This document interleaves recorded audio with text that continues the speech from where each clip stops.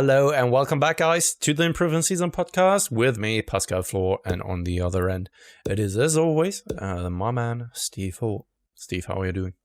I'm pretty good. Not too much is happening this week. It's actually crazy. I don't know if you've ever have this, Pascal, like you are in your deload weeks. You're like, oh yeah, I'm going to have some, like a good chunk of free time extra to do like some bits that you haven't been able to do before. And then I'm like, oh, I don't know, like the time just goes. Like I feel like I get that like stuff done, but I don't get as much done as I hope I would. Yeah. I don't know. So yeah, I'm just deloading this week and kind of experimenting with some different things that I might be able to set up for my next mesocycle. Like but the pendulum squat? Yes, I tried. It's quite good. So I was trying the TRX, like a split squat is pretty decent. So I was like, oh, if I can like single leg, it's hard. Double leg, it's way too easy. But if I was like, if I can weight this and take the load off my arms, then that should work quite well. So then I saw like N1, Coach Kassem, they've been doing some quite cool, I think they've been doing quite a lot of home workout, like different ways to get lifts in. And I just saw one pop up and I was like, oh, he's had the same idea. The dipping belt. So then you hook your dipping belt through the TRX arms, put it behind your back, and that supports you basically. And then I wore a backpack and put 20 kilos in there. And I was like, oh, this is like pretty decent. The only downside is because you're like pushing against the floor, which is like an up and down, you really want to go up and down, which when you're doing a TRX squat and you use your arms, you can pull with your arms so you stay in that range of motion. Whereas when you're in the dipping belt, you are pushing like back. So then you kind of want to push off like a wedge or something, which I think Kassem, I think he had a Prime Fitness wedge because he does all this stuff with them, whereas I have no wedge. So I was just like pushing against my toes or like the toe box of my shoe, and I was like, oh, I could do with a wedge, but wedge costs. I looked online and like for these like proper metal wedges, they cost like 50 quid. I was like, I don't want to pay 50 quid for a wedge that I'm not going to use for anything else. No, absolutely. I mean, then you just need to self-build one. Yeah. Right. But I don't know how it is with you and the markets right now, because so many people, they have nothing to do and they are going to like, what's it called? Like a construction market or so? What's it called in English? I don't know. Where you can get like several different stuff for like... Oh, like a hardware store. Yeah, a hardware store, exactly. And people are right now having so much time at their disposal, and the weather is good, and everyone wants to do something in their garden. So typical German, and also like British as well, I would assume. Yeah, and people are just like standing in line in front of a hardware store at the moment. And I wouldn't go there because it's just like, I mean, it's like as if you want to go into a club and you have to wait for an hour to actually get your stuff. It's crazy. That's what it's like for us. It's a bit weird in London because like everyone in flats, we just have a balcony. So there's like, you don't really have any outdoor space for yourself, which isn't very nice, especially if you've got kids. And then I can't walk to like a hardware store and I don't have a car. So it's nothing I can really get hold of in that regard. So it's a bit, I think London's a bit unique compared to when you're on the outskirts a little bit. Yeah, absolutely. But yeah, it's the worst thing is the supermarket. Like we've got a big Waitrose outside. That's like the biggest, nearest one we've got. The queue, me and Charlotte were in a queue and it's like half the length of what it normally is when we queued. It was like 45 minutes. That queue's like an hour and a half long, just all day. It's crazy. So... it kind of makes me angry, but I think I'm not the only one. I think everyone who's standing in that queue is like angry. Like, what the fuck? So I was actually going to the supermarket now each and every single morning, right when they opened. But now, after a couple of days, I had the feeling that everyone had that idea, and now it's very busy in the morning as well. I was just like here in the morning going to the supermarket. It was the same as in the midst of the day, like. I'm just like standing there. This is the time. So going back to the gym and also picking up some groceries. And this is the moment every single day where I'm just like reminded and I'm begging to get back to the normal state where I'm just like, oh, come on, please, people. Go back to work. Be busy. Don't be in the supermarket when I am there. You, at the moment, you don't have like limits on, you don't have to queue for the supermarket. It's just packed. No, fortunately not. But the thing is that I think in the midst of the city, you do. But luckily, I'm not living in the midst of the city anymore. As you know, I moved out like 3 years ago.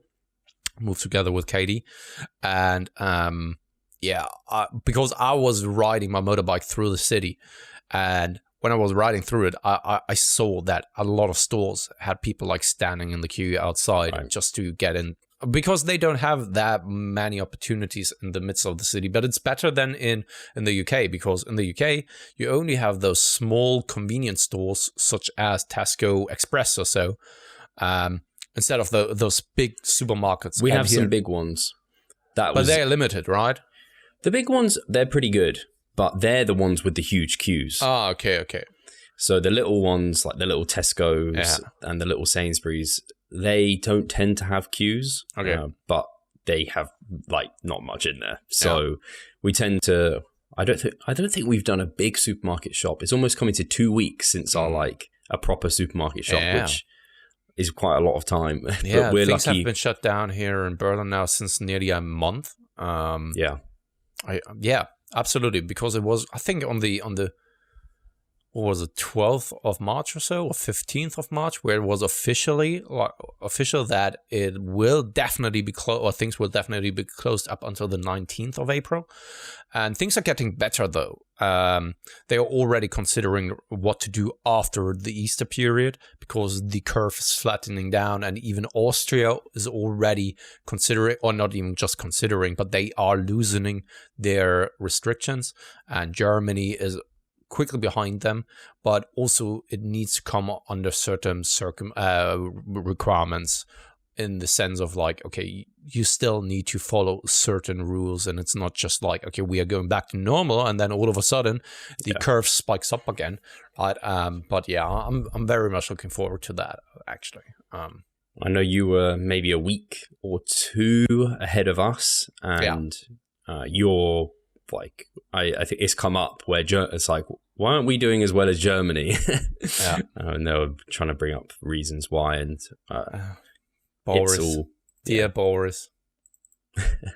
You know he's in critical care. Yeah, I know. That's why scary. I bring it up. That's why I bring it up.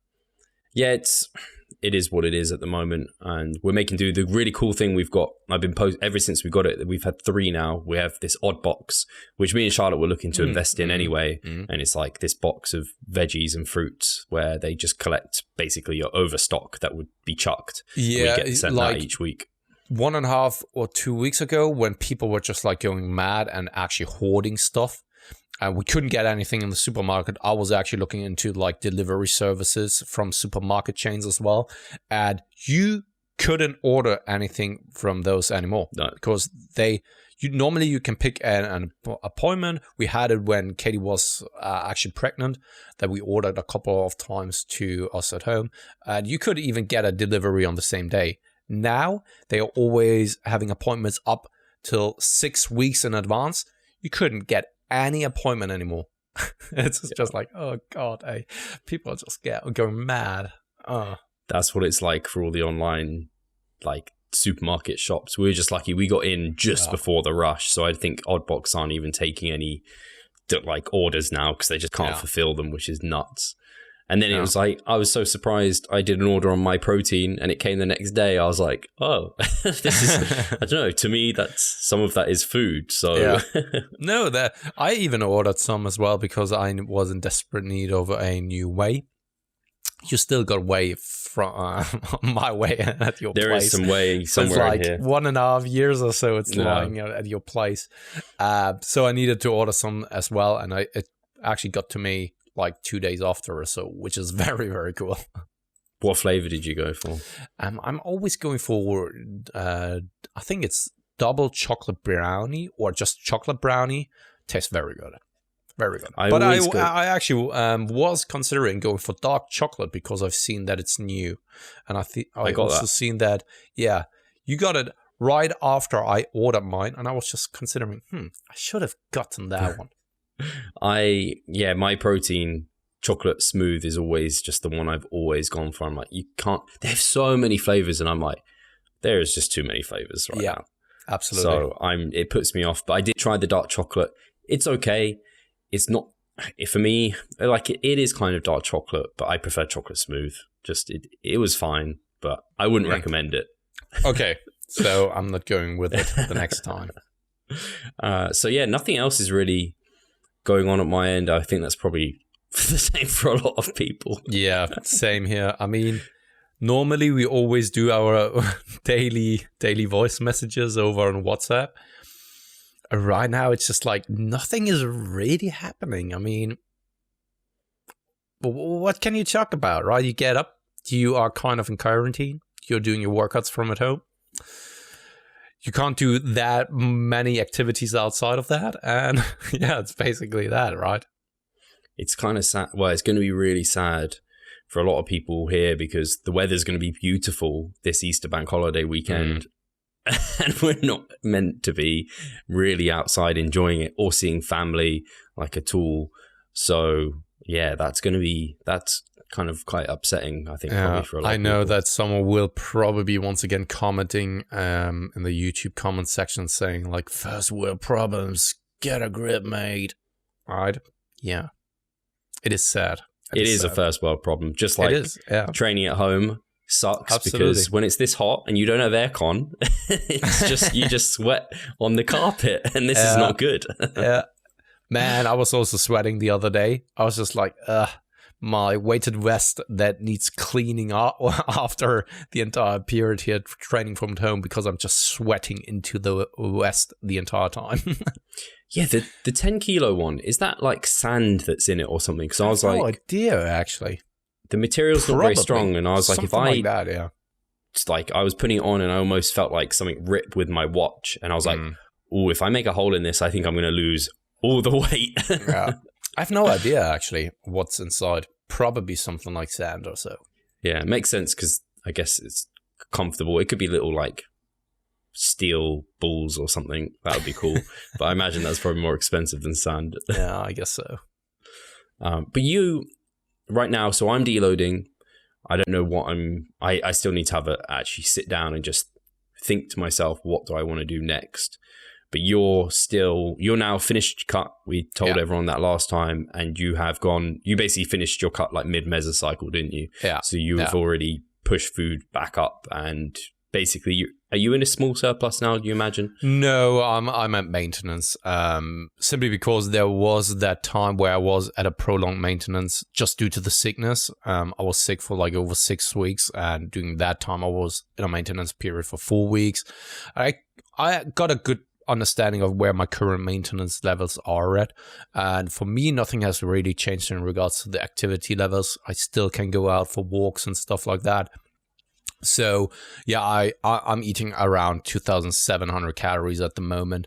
My weight spiked up quite significantly though, which was weird because in the previous maintenance phases it didn't. It really was kind of maintaining. Now it jumped back up to 78 kilograms, 78.5 even, coming all the way from 76.4 as a lowest weigh-in. And now here in the morning it actually came down once again. I think it was just like spiking up due to some external factors, right? And now it came back down to 77.9.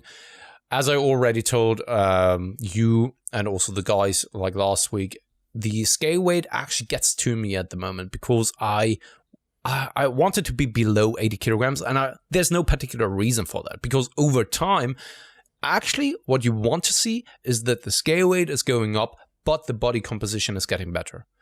That is actually what you want to see. So why am I afraid of actually seeing the scale weight going up? I have no idea. There's no rationale for that. And there's no difference between me weighing 78 kilograms or 82 kilograms. Like, really. It doesn't make any kind of difference.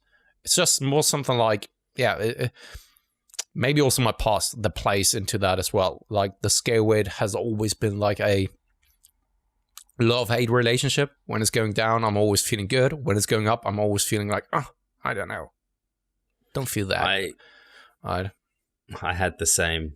I still struggle with it. It's part of the, like, I would put it into the adiposphobia kind of realm of things where, like, I still find myself getting satisfaction out of being able to eat more, but my weight stays stable. Yeah. And I should not, because that's not the goal.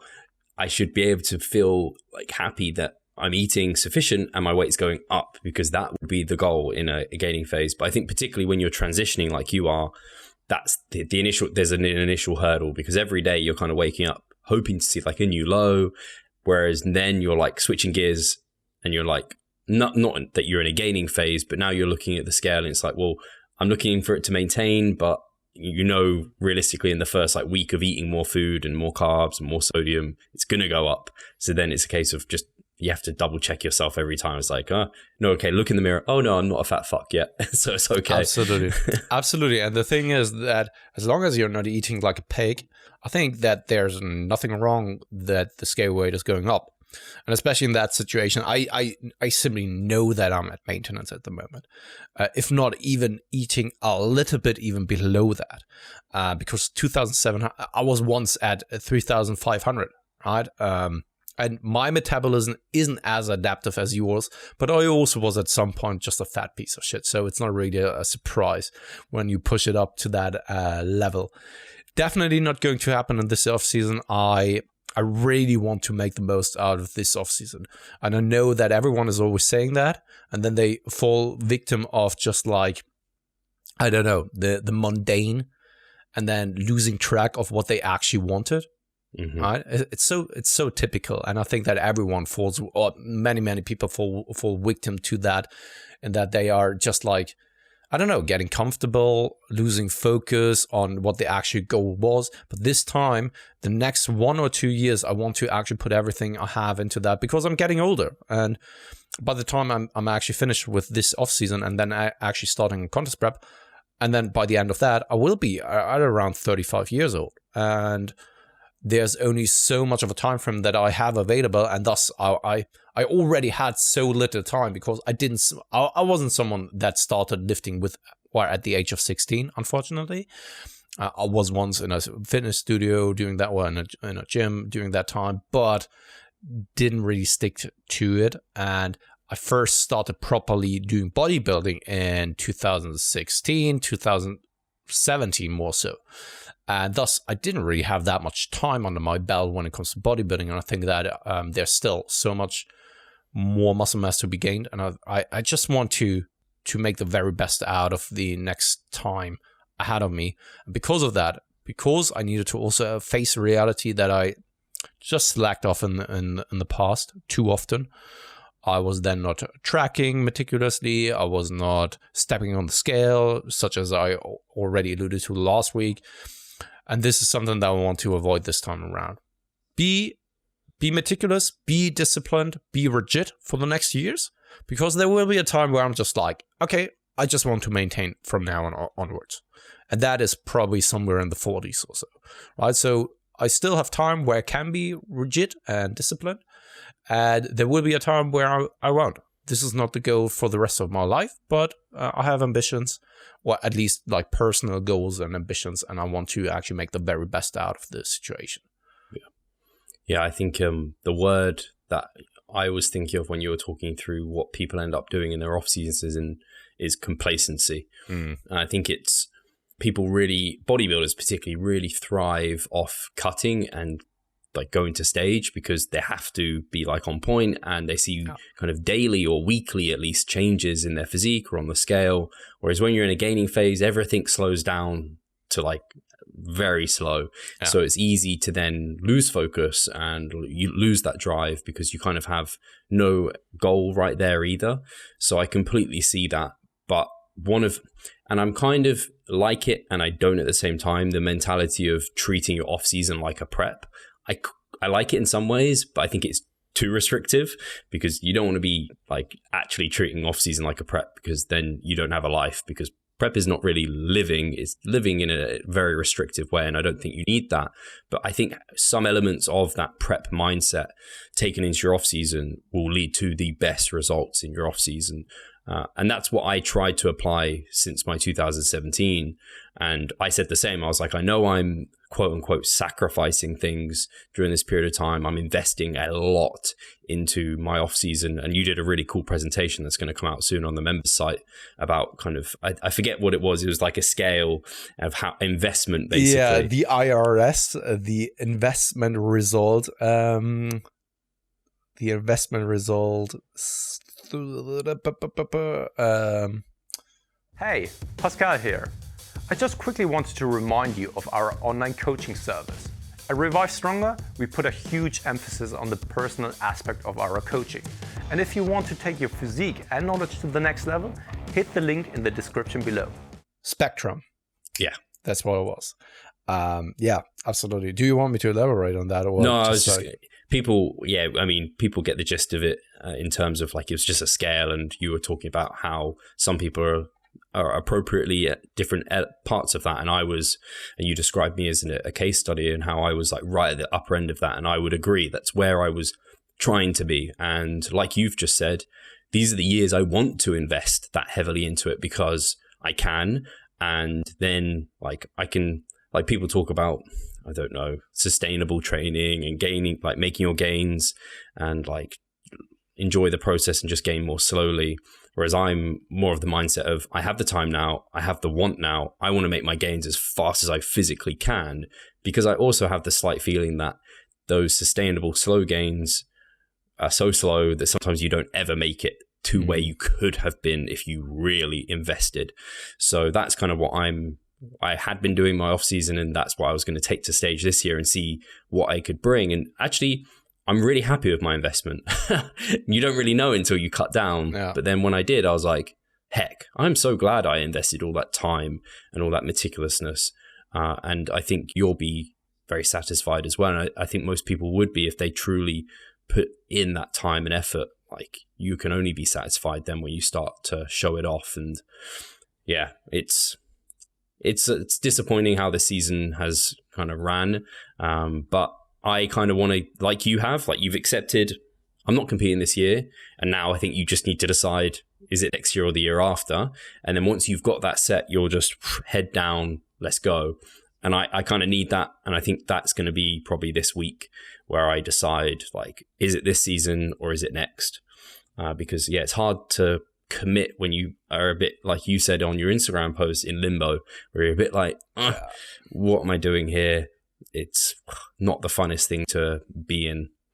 Yeah, and I said it here in the week during a couple of check-ins, because people were then saying like, I'm gutted for you that you needed to end the contest prep.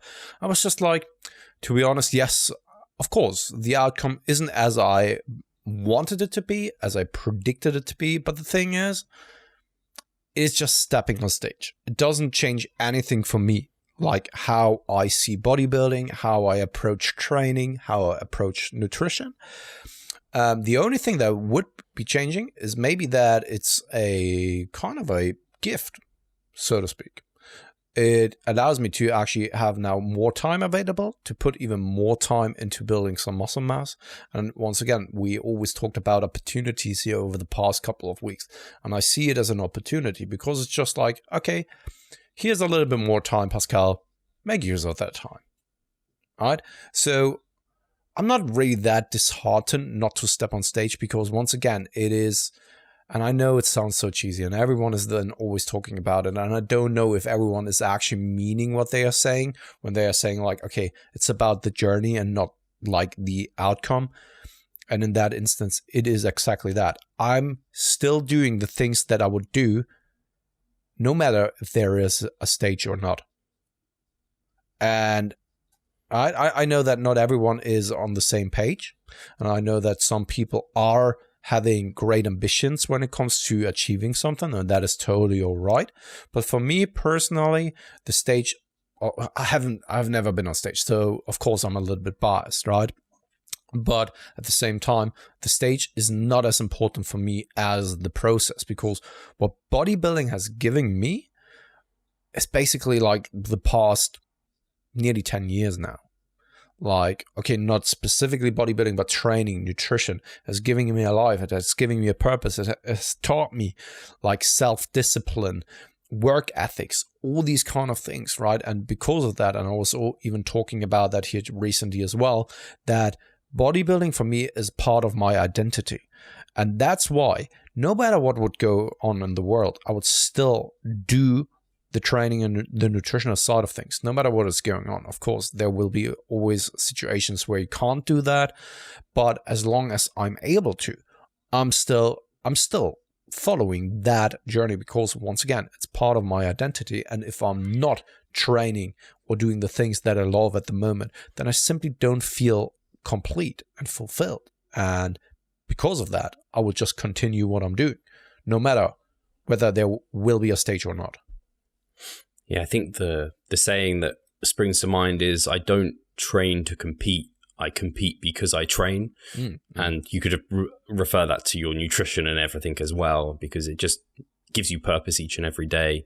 And then it's really just you just compete because it's an outlet for like showing what you've been able to develop. And what I would say is I do only diet down to those levels of leanness for the stage, because like otherwise, I'm not doing that really for the journey. Like there are lessons and things to learn, but if someone isn't going to stage, I'm not going to recommend that they get shredded just for the like effect that brings, because most of the effects are incredibly negative, unfortunately. I can see that. Yeah, absolutely. And that was maybe not putting it in an appropriate sense from my end, because I didn't really take that into consideration, but you're absolutely right. Of course, I wouldn't suffer to that extent just to prove something to myself.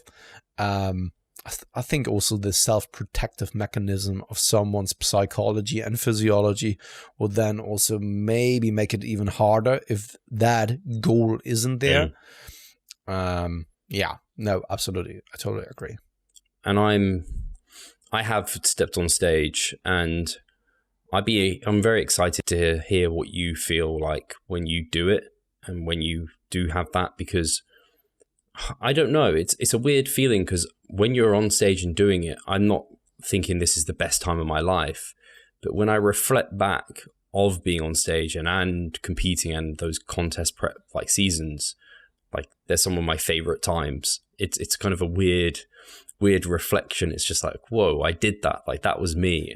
So it is a cool thing. I really don't know how I would feel like, because the thing is that when I graduated from evening school and I actually finally got that graduation, which wasn't easy to get because I had so many other things that I needed to take care of, I thought that I feel much prouder than I actually was. For me, it was just like, okay, now this happened and now I got this.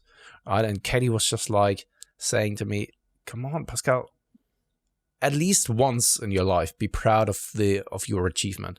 And I couldn't. I don't know why. And maybe it would be the same there as well. I don't know. I think we always romanticize certain situations, certain outcomes, because we are also a little bit screwed from Hollywood or by Hollywood. That we think that there's music playing in the background, you get all emotional, all that kind of stuff, right?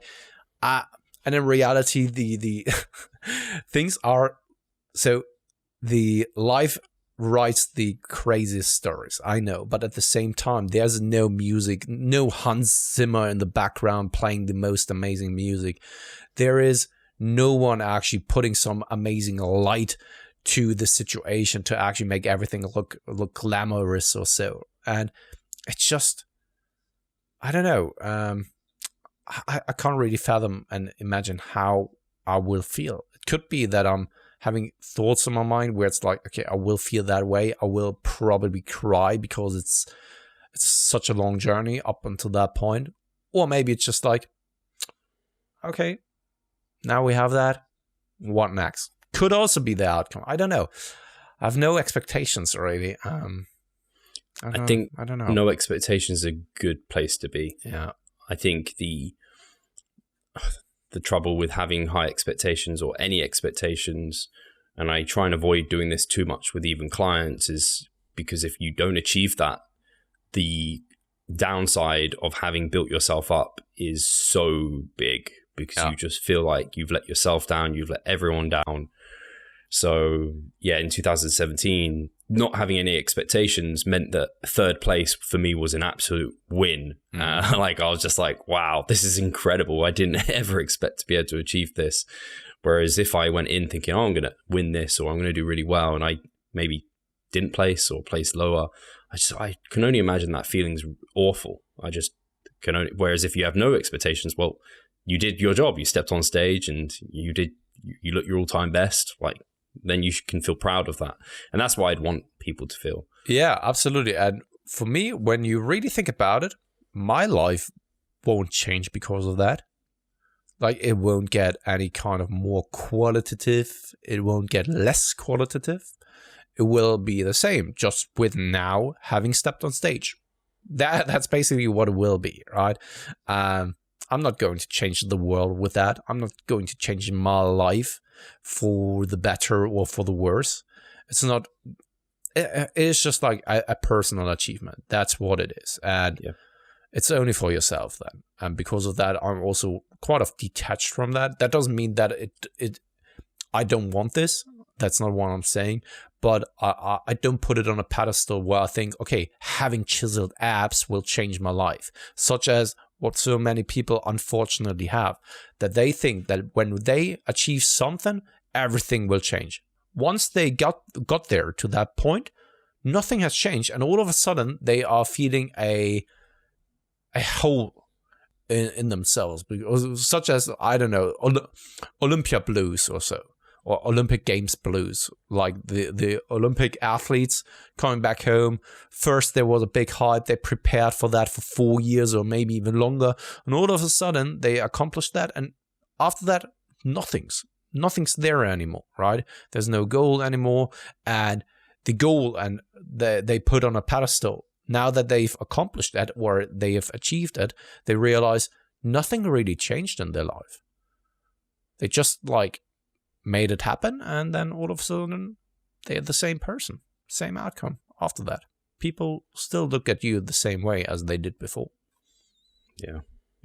That's why, especially bodybuilding, is such a selfish sport. You don't even earn an income doing it or anything. So yeah, it's the lessons you can draw from it. That's what you have to focus on. But yeah, this got quite deep. Yeah, and I have the feeling that we have a very, very sad tone to the way we talk here in this episode. I don't know. Maybe it is just the past 2 or 3 weeks that are sitting on our back right now or on our shoulders and dragging us down. Don't know. Could be.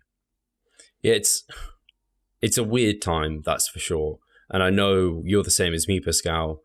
I feel my happiest when I'm progressing, when I have goals and I feel good about that, and I have purpose, and I know, and I have certainty in future. Yeah. So when that's all removed, and we even had our shows removed and our goals have shifted a bit, the goalposts have shifted, there's uncertainty within every area of our life right now. It's actually quite hard waking up every day and being like, oh, where am I going?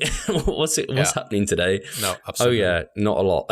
This kind of, everyone's in no man's land where no one can, if anything, people are regressing in life, which is really sad. And you have to, and I'm trying to do this the best I can for clients, is the one area you can progress is your physique, because that's something you can control. You can provide stimulus from home. You can control nutrition. And I'm so thankful we have that, because I think if that was removed from me, if I didn't train, I don't know what the fuck I would be doing. I would be getting so depressed, to be honest. If I only had Netflix and watching Netflix shows or playing video games, I would just get so depressed after a while. And this is something that I've done in the past, so I know how it is. Yeah. I mean, and I'm also so happy to have the family and Katie by my side. At the same time, I was always striving off of being also by myself. So I don't think that it would have such a devastating impact on me on being in quarantine just 2 weeks by myself or so. But at the same time, right now, I love my family. And this is the most important thing to me. And it gives me joy, pleasure, and also kind of I don't know, a drive each and every single day, even though things may suck every once in a while. Even the uncertainty is there. And then there are days that are just like worse than others. But the light that is just like lighting the tunnel at the time right now is just my family. And yeah, that's very, very, very cool at the same time, because I can work so that I can have a good time with the family here in the future. Yeah, I can't imagine what it must be like for extroverts who live on their own. Yeah. I can't even imagine, because like we're both pretty introverted. So like you, this life is actually not all that different from my usual life. It's just, I'm not going to the gym and I'm not seeing family who I would have seen during this period of time. I'm not seeing, maybe like I would have gone on one family trip, one friend's trip during this like month. Maybe that would have happened. And maybe me and Charlotte would have gone out for food. But I mean, in reality, not a huge amount has changed. And the biggest change is not being able to go to the gym. So I could see how this could be pretty hard for a lot of people. And it's hard as well, because it's funny, a lot of people have said like, oh, you have so much free time. And then I'm thinking like, I don't feel like I've gained much time. And then I think about some people, like for you have family at home. So even if you had free time, it's taken away because you now are like, you can't do something selfishly. You've got to be with everyone. So it's really only those people who are like, I don't know, they live in a flat share, or they are like single and live on their own, and then they have all the time. And then I don't know, it's not fun to have that much time. But you don't come to appreciate the time that you have available, because now, looking back in hindsight, I was already complaining about not having time when I was single. But in reality, now looking back, I had so much time because I simply didn't know how it is to actually have a family at home and have responsibilities for other people, especially like 2 kids. And that takes up so much of your time, whenever they are like, I don't know, visiting Katie's old friends in Magdeburg, which doesn't happen often, but like once or twice per year, and they are just gone for a weekend. I am just like, what am I supposed to be doing now? Because it all of a sudden feels like I have so like days and weeks now available, which is of course not true. But yeah, appreciate the time that you still have available, because it's precious, I think. Absolutely. Should we get to questions? Let's do that. So first and foremost, as always, the man himself, the supporter, Andrew Potterjack. I've read lately that higher estrogen can lead to more gains. Thoughts or knowledge on this? So I would hate to step out of my scope of practice and try and talk about hormones to any sort of level. I see a lot of people, I don't know, personal trainers try and do this to sound more scientific and to sound more like, I don't know, I know more than your average PT. But hormones and everything are incredibly complex. That's why people go to like university and study them for ages. But in terms of estrogen, the very little I do know is, for myself personally, I have discussed with Broderick, who is someone who would be able to talk about this to great depth, about how he said he thinks I'd stayed too lean in previous off seasons, and the actual fact of having more, I might be thinking wrong. No, I think this is right. How I would have more fat, and that would lead to, I've forgotten what the term is, something that would lead to more estrogen, and having higher estrogen levels would actually demand my body to create more testosterone, and that could lead to a better total hormonal environment. So I guess there might be something related to, if your estrogen levels are a bit higher, it might force testosterone to be higher in your body to a certain extent. I imagine there's a kind of middle ground, and that could lead to pretty cool things. But past that, I know estrogen, like every hormone, has essential functions and roles. I don't know enough about it to talk at any depth, but I imagine you know a bit more than I do, don't you, Pascal? Yeah, but at the same time, it would be stepping out of my scope of practice, and I think that there are other people that are more qualified to talk about that. It will just be like dangerous half knowledge that I'm then throwing Yeah. out, and I can't really back it up, and I don't know whether this is actually true. This is then more something that I picked up somewhere or I heard someone talk about, but I haven't checked the resources myself. So that's why I don't feel comfortable talking about these kind of things, because I haven't done my due diligence of research to actually back up the claims that I then would make. But yeah, it's like I said, it has a lot of positive benefits in regards to physiology, especially like joint health, heart health, all these kind of things, which then directly kind of ties into making more gains. I mean, when your blood pressure is actually in a good range, when your heart is healthy, when the joints, tendons, ligaments are healthy, then of course you probably can perform much, much better. And it's even directly tied into something like libido. So I don't know whether this then, I mean, Andrew comes from a point where he's taking anabolic steroids, right? And that's why this is just a field where I'm not as well versed. And that's why I can't really say that much about it, really. Yeah. Sorry, Andrew. The only other thing I'd say is, this is just personal experience, why I'm comfortable saying, is when I had TRT, it would be like 7 years ago now, over 7 years ago now. I know because I had to get the letters and documentation to be able to compete in the BNBF this year, who have a 7-year drug-free policy, strict. And yeah, I know my gyno that I got was because my estrogen to testosterone was out of whack. My body just wasn't producing enough testosterone, and so estrogen was too high, which produced the hard lumps under my nipples and gyno. So there is like a healthy, like you said, when you're playing with exogenous hormones, it's very different. And then when you're not playing with a healthy body, it's very different. So I would say there's so much context and so many things to consider. And I just wanted to say as well, I loved your comment on just like not wanting to talk about half knowledge. I think that's something that's really rare for people, and not rare for you and ourselves. I do it every once in a while as well, and I come to realize that, especially when then someone is actually commenting on a YouTube video or so, and then I realized maybe I stepped out of my realm of knowledge when it comes to that, and maybe I just overstepped the things that I actually do know.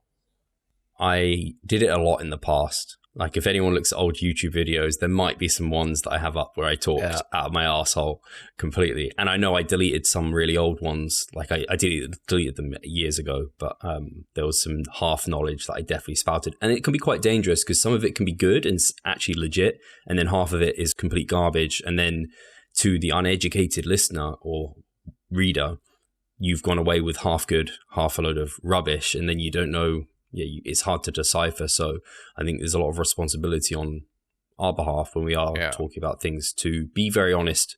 If we do say something, that it's not that we're an expert, we're just giving our own basic thoughts and knowledge that we have. And that is basically what we're always doing, right? So that's also the reason why in many of the presentations I'm actually putting up on the membership side that I produce, I'm not really citing that many studies, because I'm not the scientist who has been in a lab and that then, I don't know, observed different things. I didn't do the vast amount of research when it comes to looking over all of the meta-analyses in a specific topic or so. Most of the things that I'm then talking about and referring to are the papers that I've read, the papers that I know about, and also then especially anecdotal evidence and things that I observed like in real life and with myself and many of my athletes, and also just my environment, right? Because it is exactly like you said there. Otherwise, I would just lie to myself, but also lie to other people if I now start to cite so many studies that I actually didn't read. Hi guys, Steve here. Just wanted to take a moment of your time to remind you of the Revive Stronger member site. Inside, you'll find a thriving forum, a growing exercise library, presentations, research reviews, and courses. If you want to get involved, sign up via the description. No, yeah, I'm completely the same. It's even having the ability to read a study and then even be able to there's just different levels to it as well, because you have people just reading abstracts and it's like, well, no, you need to read more than just the results and conclusions. You actually read the whole study and then try and identify, like it's just crazy to me sometimes when you hear researchers or people in the field who really read research a lot and they drew this conclusion from the study, but when you look into the study, they should not have drawn this conclusion. You're like, holy shit, like how like, then I often, like you refer to maybe maths, for example, where you've got guys who are doing research or expert or reviewing research, then you can kind of use their review for yourself. And I think some people might see that as lazy or like that's not good practice. You should do it. You should be there in the core and doing all that work yourself. And it's like, well, we're a personal trainer. We're a coach. We're not a researcher. If we spent all our time researching, yes, we couldn't coach. Exactly. This is exactly it. And this is where I'm just like, okay, what are people expecting from you when they are asking you questions, right? And also, who do you want to speak to? And who do you want to please?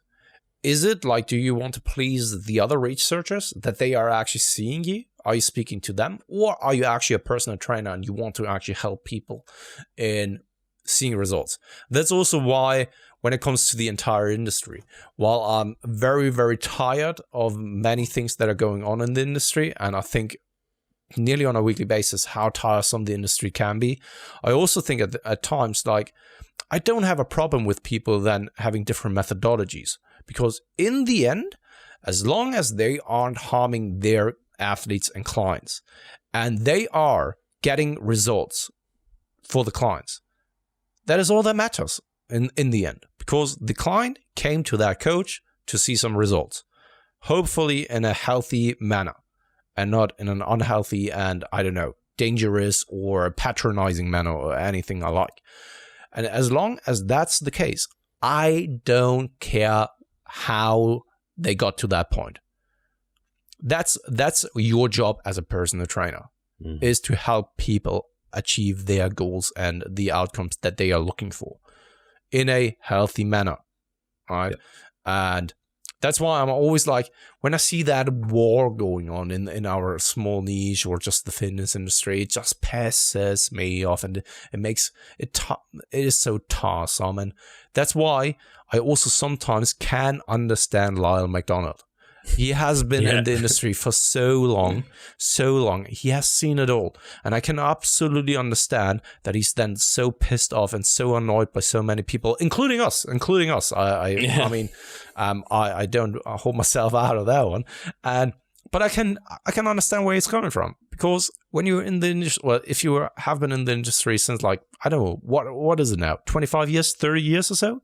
I think it can be very tiresome to see just like these same discussions, these same fights over and over and over again.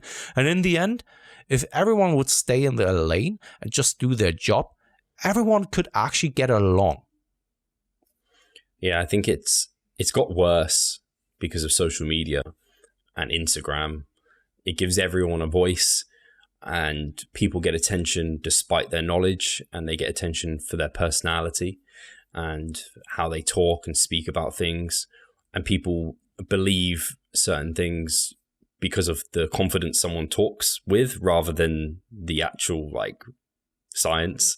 And so it can often give people who should not have as big a voice a really big voice, and they don't have the attitude you have there, which I think is the attitude we should hopefully all have.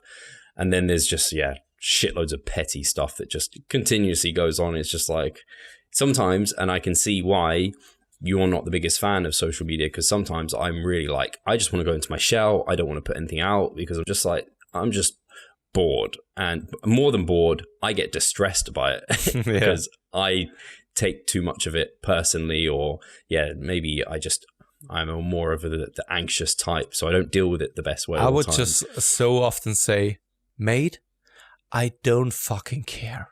I really don't fucking care.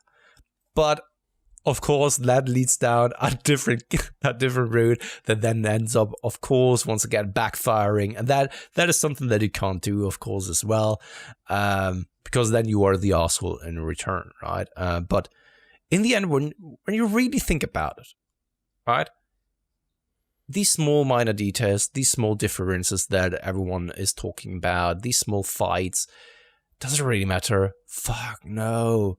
It's once again falling back to, what are we here for? I hope it's not because of the money, because then you are in the wrong business. It's not that you are getting absolutely incredibly wealthy here. There are so many other occupations where you could do a much, much better return for the time of, for the investment of your time. So I really do hope that you are in that industry to help people.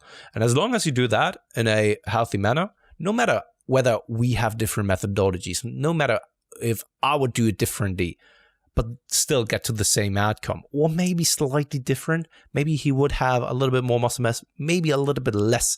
Maybe he would be more shredded, or maybe not. Doesn't really matter in the end, right?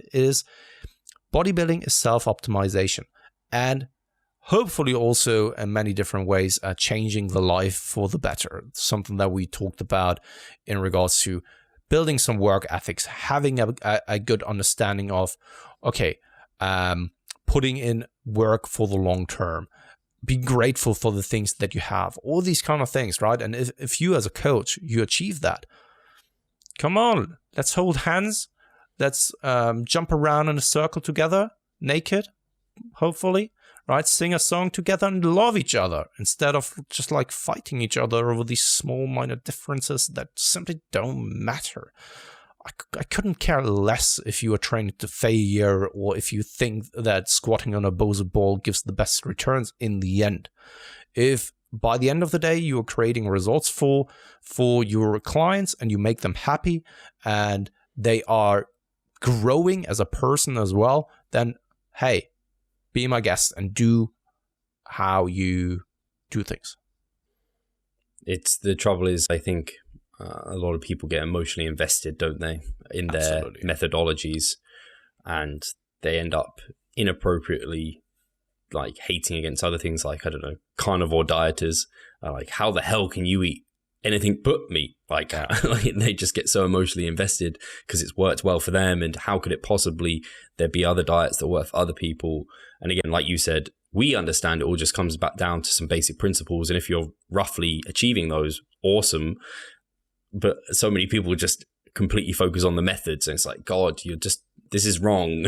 That's why there was, so last week, I actually set my piece in regards to starting strength and strongness, and we had a lot of thumbs downs, and also a lot of people who were just like jumped into the comment section. And in the end, I thought like, why do you even care that much what I think about the program? If you have your own experience, and if you have seen great results with yourself and other of your clients or so, hey, props to you. Perfect. Amazing. I'm happy for you. Why do you then care of what I think about that program? Whether I'm saying I find it shitty and I don't find that it's a good program. Why do you even care, right? It is then coming back down that you are having a problem with what I'm saying, but it's not what I'm saying. It is actually your creative problem because you are kind of, I don't know, biased or personally attached to that. And yeah, is it right? I mean, the thing is a tricky one. Yeah, but why do you care about what I have to say about starting strength? If you disagree, cool, go ahead, continue doing starting strength, or do it with your clients. Well, I mean, it's just my opinion, right? I could even say and go out like, oh, the sun is actually shining, and I say like, no. For me, it's the worst day of the week. Right? If you think that it's a beautiful day, would you be as angry now as well? Like, no, fucking look outside. The sun is shining. Fuck, what is wrong with you? I mean, well, where's the difference there, right? It's just my opinion, my perception of things, and there's nothing fundamentally wrong with that. So why do you even care? So, and this ties back to all the things that we just talked about. If you have different opinions and methodologies to how to create and how to create a certain outcome, perfect. I think the only issue I find with it potentially is, I don't know, I'm trying to put myself in the position of someone who was getting really good results with starting strength, for example, and you've now said you shouldn't be doing starting strength or something along those lines. I don't think you are outright as bad as that, but I've certainly had it where, I don't know, is individuals who will say, calorie deficit doesn't work. You do not need to weigh in, throw away the scale. And I'm like, I see your point, but I would disagree. And I would want to say my piece. I think I've had it with even individuals in the industry where they've outright called out something that we would do as a practice, or at least I certainly do as a practice, and said like, it's baloney, it's rubbish, it's garbage. And I'm like, I'm going to comment here because if I don't, then it almost feels like I'm agreeing with you. And I know part of my audience and some of my clients might be looking at your stuff. And if they see no comment from me, they might be like, they're all going to ask me in my next check-in, what the fuck are we doing, Steve?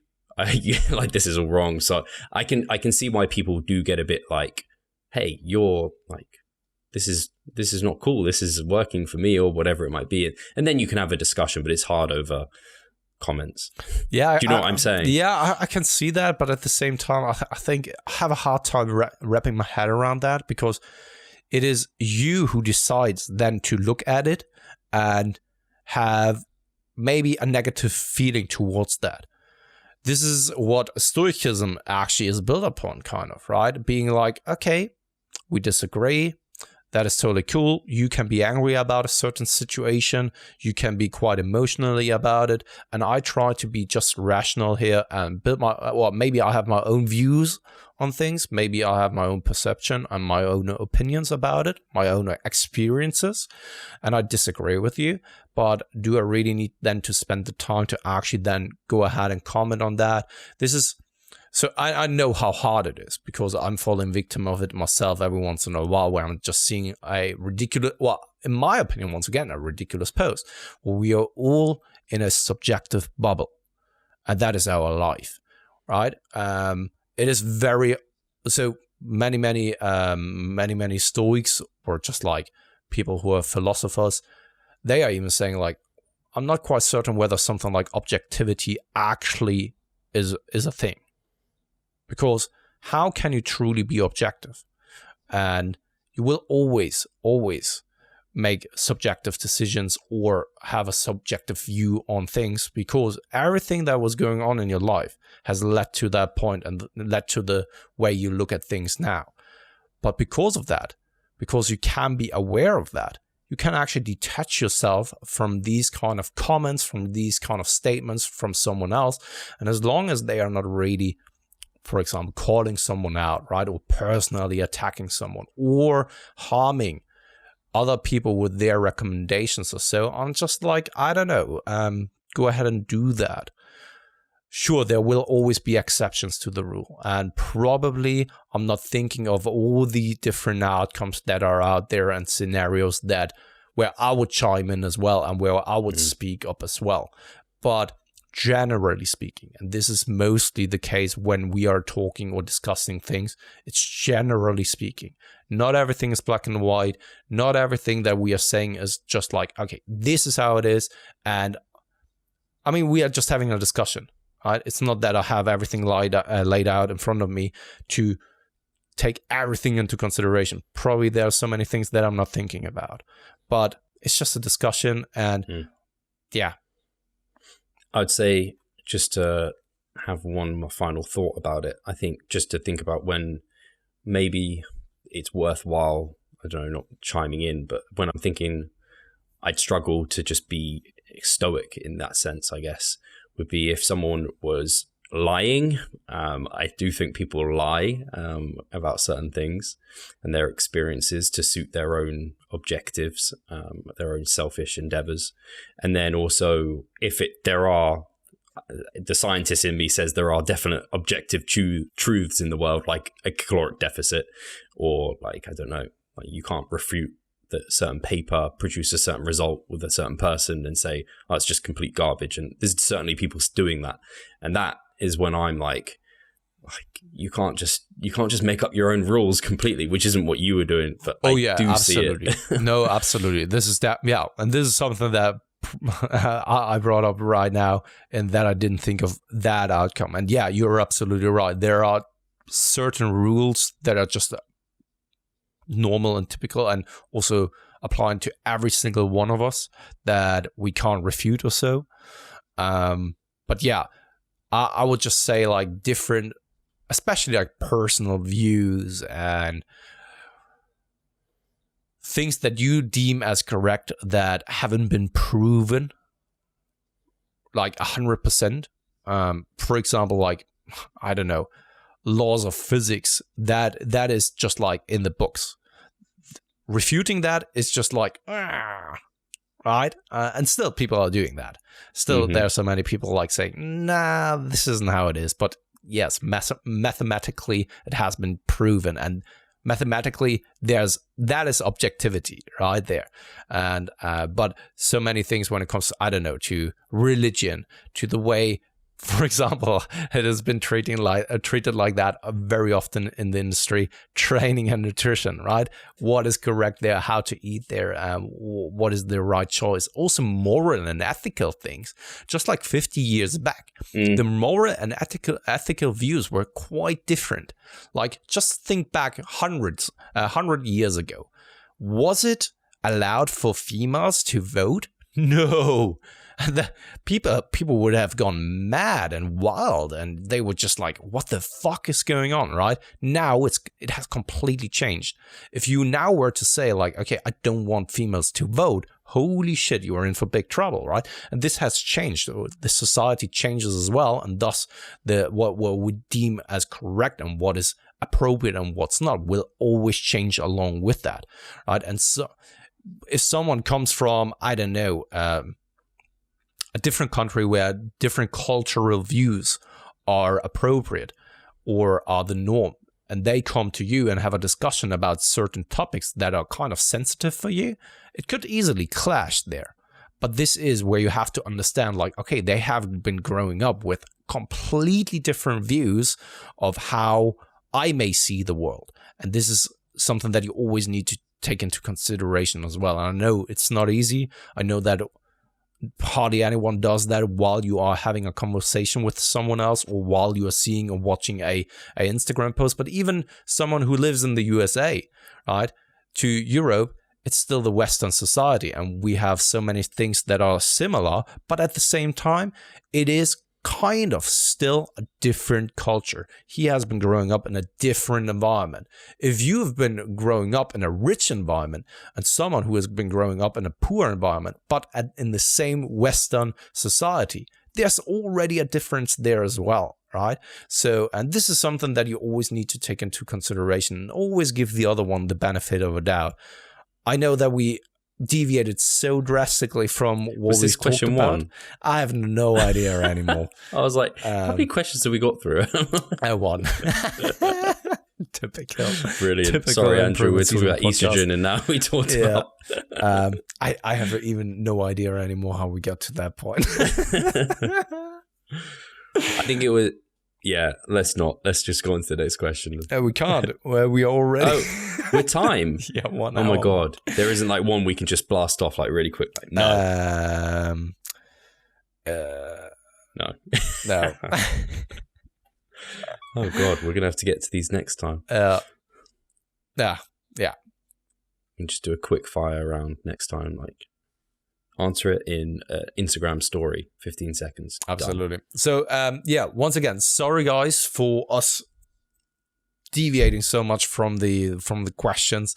But as always, I really do hope that you enjoy the kind of discussions that we're having, because this is basically just like, this is me and Steve time, kind of, where we are kind of recording this so that you can hear what we are thinking about, what is going through our minds. This is two friends actually just having conversations. And I really do hope that you enjoy that. If not, totally cool. Leave the thumbs down. I mean, the guy who always leaves us thumbs down, he leaves this thumbs down not after having listened to the entire episode, but actually in the beginning.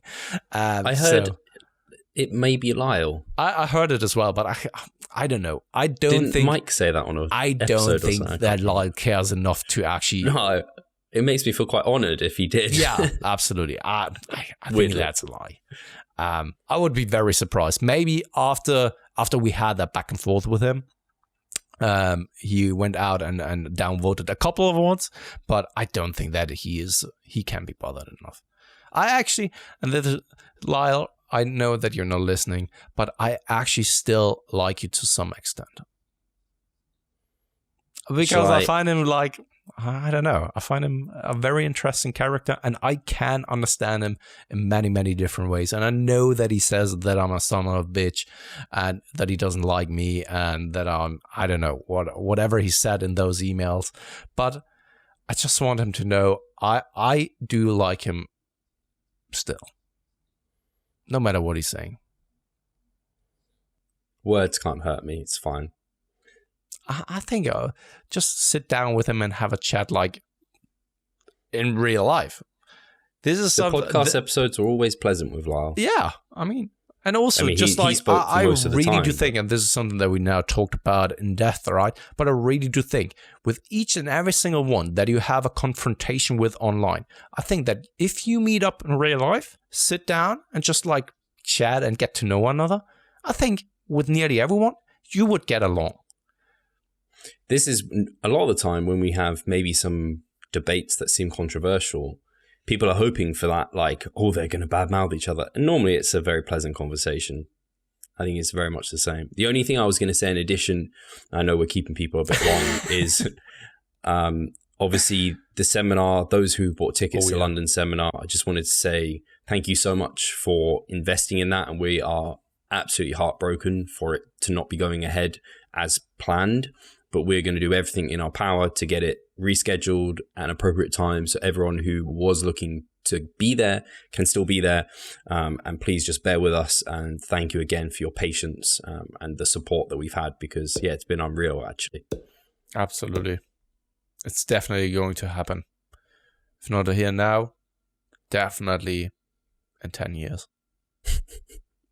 When we all don't care about bodybuilding anymore. No. Now we're selling business coaching and it's going to be a business seminar. Oh God, I'm always getting like ads over on YouTube from business coaches and they are so fucking annoying. It's unbelievable. Anyway, we rambled here enough. So guys, thank you very much for listening. Auf Wiedersehen. Sorry and thank you. Kind of. Cheers.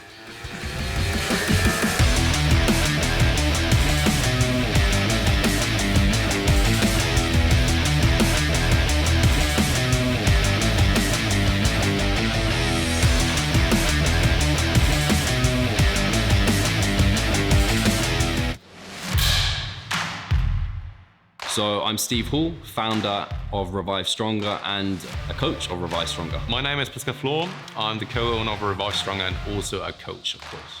Revive Stronger has probably been going solidly for 3 years, roughly about 3 years. Revive Stronger, to me, it is becoming kind of my child, my foster child. It's the gathering and getting together of like-minded people.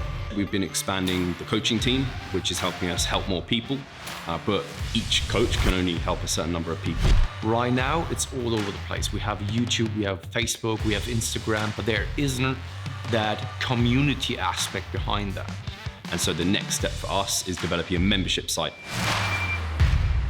So basically, we want to create a family and a community that is then benefiting from another. A really cool community for people within our little niche is going to be a website. They will get early access to our podcast. You can access us, ask us questions. The community aspect, we have a forum there. You can ask questions, but also you can log your journey. There's also going to be courses on there. Courses, presentations on different topics. Discount of past seminar footage. We will log our journey as well. We'll start vlogging. We're going to have documentaries. Our entire athletic journey. Furthermore, they get access to an exercise video library.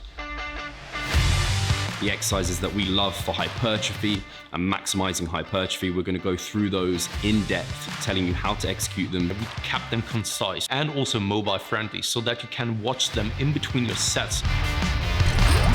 I'm super excited to grow this community. The amount of value that we're going to be delivering is huge. And I'd love you to be part of it. You will get so much out of that.